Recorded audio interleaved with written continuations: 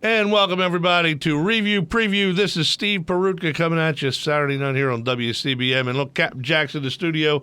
And when I say look, you can't look on the radio. That's right. But if you go to the website, you can actually look at this being produced. The first time, I believe. The first time. We're going to have to get Happy to be here. Get some makeup artists or something in here. We sure We're going to need start cleaning it up a little bit, wearing a tie or something like that. But anyway, we're in here doing this for the first time. Not only, and I don't really know where. I guess this is going to be on YouTube or something. I think that's what he was talking about. Yeah, it's going to be on YouTube, and you can watch Captain Jack and see what Captain Jack actually looks like. To tell you the truth, it might. If we have 6 listeners, it might cut it down to 3. Jack, I have a good face for radio. Good for that's what I've heard. That's what I've heard. That's what I've been told. There. All right. Anyway, we're on the radio, but we're also on TV on YouTube, and you can get there. I don't know how you get there. We'll tell you next week how you get there, but we're going to become overnight successes, I'm sure. Now we're going to talk. I just saw you, Jack, down Ocean City. Yes. Where we were both on assignment. On assignment, not a bad place to be in early August. Right. We were on assignment down there, and we were doing all kinds of fun stuff. But one thing we were doing was getting up-to-date reports on the White Marlin Open from various participants. That's right. We actually had a family member. Was out there doing his best to win a few dollars. Yeah, I don't think he did, though. He didn't win a few dollars, but he did catch a couple of nice fish. Right, and I had some of it. He had some tuna. That's right. I had some tuna also. It was delicious. You have that tuna? He wrapped it in bacon? It was delicious. It was delicious. I didn't even need the bacon. I thought it was super. Yeah, it was good. So tell us about the white. What happened? Well, this is the annual White Marlin tournament at Ocean City, and Ocean City is called the White Marlin capital. Capital of the world. Capital of the world, and it's quite a history to this. We go down Ocean City, and everybody knows where Ocean City is, and everybody knows about the Ocean City Inlet. Right. The inlet wasn't always there. It was cut in 1933, right? Well, I thought so too, but it was cut initially in 1922 by a hurricane. Oh, okay. But was expanded. They did not put riprap or rock and jetties to protect it, and it closed in. Oh, okay. But again, about 10 years later, in 32, I believe, there was a major hurricane, opened up again. Mm-hmm. And now the state put up $500,000, and they got the Corps of Engineers, and they put the rocks and jetties to keep it open, which it has been kept open. Kept open ever since. Now, on the other side there, is that Chesapeake? That's Chesapeake Island, right, on the south side. Yes. Yeah. Okay. And that inlet sand is eroded badly on the south side, way back. It used to be all the way out. Oh, they out to the jetty, right? Yeah. All that land is gone. It's all eroded back. It's way back. Now that has really opened up. Before that, I mean, that really has opened up fishing, right? That's right. Before that, if you wanted to fish in the deep water, which is called offshore fishing, you had to drag a boat off the sand and then try to get through the wave line. Right, yeah. And you might turn over in the process of doing that. Right. You don't get swim back to the the beach. Other inlets up there in Indian River, that was probably cut too, man. I don't know the history on that one. Yeah, that's a lot smaller of an inlet. No, it's a big size inlet. Is it? But all those inlets come and go. Given nature's evolution program. Right. I mean, they'll be here 50 years, and that might close if you didn't do something to protect it. Yeah. And now, when you go out from the bay side into the ocean, don't the two waters come together? It gets real rough out there? Sometimes it gets very rough, particularly when the tide is flowing out of the bay area into the ocean. And you normally have a waves, some seas coming in from the ocean or a breeze from the ocean. And when those seas collide with an outgoing tide, you get a much steeper wave. Mm-hmm. And that makes it. I've seen boats that go out and have to turn around. Well, they come through there. You have to maintain a good speed coming through there because if you don't, the current and wash can mess you up. Away. So they come flying through there purposely. So that opened up the deep sea fishing. Basically, it allowed a port in there, and you could have some good fishing. And back, I think, it was about in the 30s, there was a guy named Jack Townsend, and he was a marlin fisherman that had done a lot of fishing down in Florida, and he heard about a spot off the ocean where their commercial guys had said they had seen a lot of shark fins. Mm-hmm. Well, he figured they may not have been shark fins; they may be marlin tails. And he searched for this spot, found it, and this is called the Jack Spot, which is a very famous spot, really? not too far off. Wow. Nowadays, you don't catch many marlin in that close. It's about, I think it's 20 miles or so out. Yeah. Nowadays, they go out to the canyon area. Now, you know where I heard Jack Spot before? There's a bar down there called Yeah, Jack Spot. I'm sure. That doesn't There's a bar surprise in me. Ocean City. But originally, it was Jack's fishing spot. Jack's Fishing Spot. Jack's All Spot. right. And but nowadays, the boats go out much further. They got faster boats, dual-engine boats, and whatever. So they go out to the canyon area. Now, the canyon area is 50-plus miles off, 60-plus miles offshore. Right. And these are indentations or canyons coming in from the continental shelf, which come in. There's the Baltimore Canyon, the Poor Man's Canyon, the Norfolk Canyon, and the Washington Canyon. Right.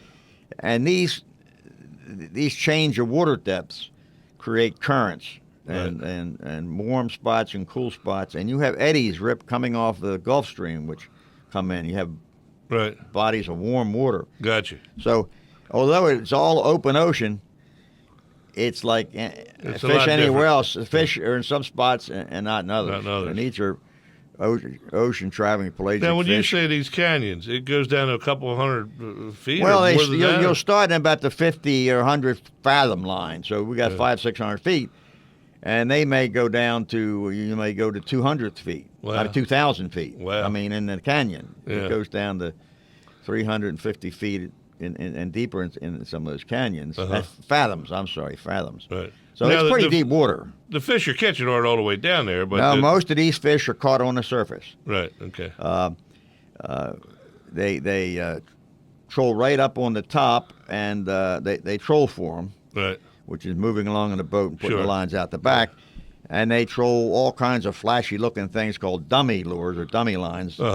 So they create, and when you're looking up, there's a school of fish up there or a school of squid. Mm-hmm. But then amongst them, you have real baits with hooks in them. Okay. And the marlin will come up, surface in it, and slide around until it finds a bait it likes Gotcha. and hits it. And if it comes up on a dummy, you try to get the dummy line in away from him. Right. But it's rather exciting to see this fish sliding around in the back of the boat. Really? I mean, and I remember one time I went and we had a marlin, and he came up right alongside the boat. Right. I could have reached out and touched him. Yeah. And every now and then, before I guess he was getting ready to strike, we had trying to get the bait in front of him, get the dummy hookless line away and get the baited line in front of him. Right.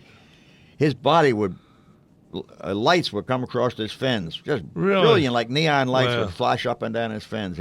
I guess it was a stage of excitement before he attacked the lure. Now these are white marlins. There's also these are white marlin, and they're the smaller. They also have blue marlin, which are much larger. Yeah. And this year they did catch a blue marlin. It was unbelievable. It was over 1,000 pounds. They've Wow. only caught two.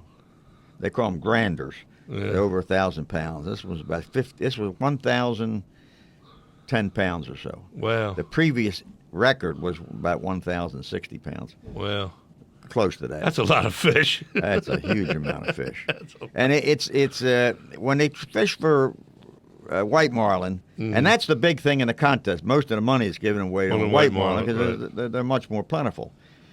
You use white marlin, you use about a 30-pound test line. Mm-hmm.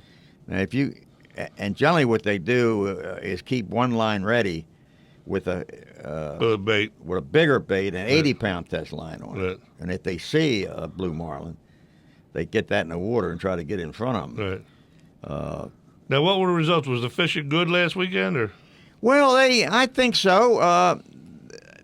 The winning fish, the white marlin, was I think a 94-pound fish or so, and it was one of the larger. There's only been four over 37 years. There's only been four white marlin caught over 90 pounds. Right, and this was one of them. This was one of them. Yeah. And and that won about $800,000 for the $800,000. This is big money. I guess it is big money. And I mean, not for a guy like you, but you know. Yeah, that's right. That's right. Yeah. And the blue marlin, I think the prize was like 330 or so. Wow. 350. Now, are there also prizes for other type of fish? Yes, there's the tuna right. and dolphin fish, wahoo, and sharks. Right. The prizes for those, and there are all kinds of special categories called Calcuttas. Yeah. You can enter for a certain style of boat, right. or there might be a youth division. I'm not sure if they have a youth division or ladies Now they division. also they go in the Bayside around 14th Street and weigh them in, right? Yeah, at Harbor Island is where they They bring them around there and weigh in, and it's 5 days for the right. Tournament, and you fish 3 out of the 5 days. Now there was a couple days that weren't so good weather. That's right. Weatherize, then you stay in, and you try to watch the weather and the seas, and then after they weigh in the catch, they come down to what used to be Shantytown, and there's a place called what's the name of the restaurant? Oh, more Mickey Finn's. Mickey Finn's. Yeah, Mickey Finn's. Yeah. So I had dinner one night at Mickey Finn's. Yeah, that's right. And the where guys were action is. coming in and having a good old time. And most of these fish are released. About 95% of the white marlin caught are released. Right. And because they know they're not in the running. Yeah. But when you get a big one, they do keep a few. Right. Two. Now, Richard, my brother-in-law told me, and he was out there.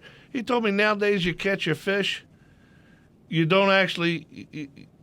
You don't actually. What do you put? Taxiderm? What's the word? Mount them. You don't mount mounted. that fish. You mount a replica of that fish. Oh yeah. They're done in plastic now. They look much better than a real fish. Is that I right? think. Yeah. You get the measurements, and the length and the girth. they make something that looks better. They make something looks better and last a lot longer. Right. And the other thing is you could then throw the fish. And back. then you release the fish. And most of these, although marlin I believe are good eating, most marlin fishermen, I mean, it's the thrill of catching a fish. Yeah, not the because you see these like big fish come up in the baits and scoot around, and it's a lot of excitement. Yeah. All right, Cap Jack, we talked about the White Marlin Open at White Marlin Capital of the World, Ocean City, Maryland. Ocean City, Maryland. And we were on premises to see the real thing. To see it. Now, I spent my days on the golf course, but I knew they were out there, and it made me feel good. Yeah, they were there. All right, Cap Jack, thank you very much. Listen, we're going to come back after the break here with Rob McQuay. Rob McQuay is going to be talking to an old friend, and so listen for him. We'll be right back with a review per review.